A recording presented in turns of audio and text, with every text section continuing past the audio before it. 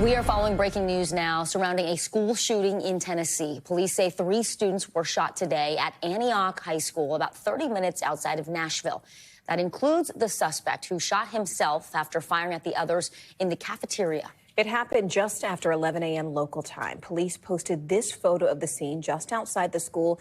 They would not say whether the suspect is dead, but they did say there is no longer a threat and that the situation is currently contained. NBC News law enforcement and intelligence correspondent Tom Winter joins us now.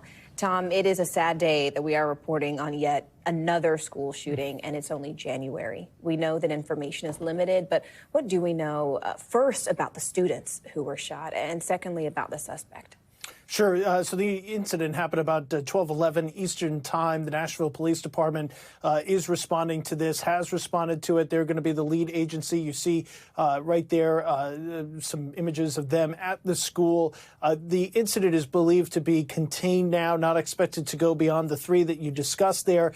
2 of them students. We don't yet have their conditions, nor do we have the conditions on the shooter, who apparently gave himself or gave themselves a self-inflicted gunshot wound after firing upon those other 2 students. There are no indications of any other gunshot injuries. Now, sometimes, considering it's a cafeteria, students are told to run, hide, and fight, so perhaps there are other injuries tied to individuals leaving the cafeteria. We just don't know yet, and we certainly don't have any sort of sense of a motivation. It's just far too early in any investigation for that to come up.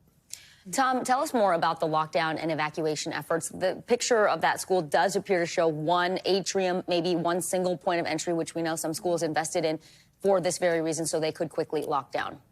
Yeah, so, I mean, I think the indications are at this point they're going to go through, make sure there's no other students that have any sort of weapons, make sure that there are no other students that have any sort of connection to this. Again, it is our indication that this is self-contained. And then at that point, you're going to want to get statements from anybody who was there. That's what investigators are going to be looking at to make sure you get information in case the shooter ends up still alive. You see the buses arriving there, then they're going to want to transport those students to a safer location away from this crime scene, and then be able to reunite those students with family members who are obviously, I'm sure, quite concerned about this incident. That's just kind of the standard procedure that we've developed in this country, and is really the most effective way as far as getting police in to investigate the crime, getting attention to any sort of victims, and getting students who are probably traumatized about this out of there.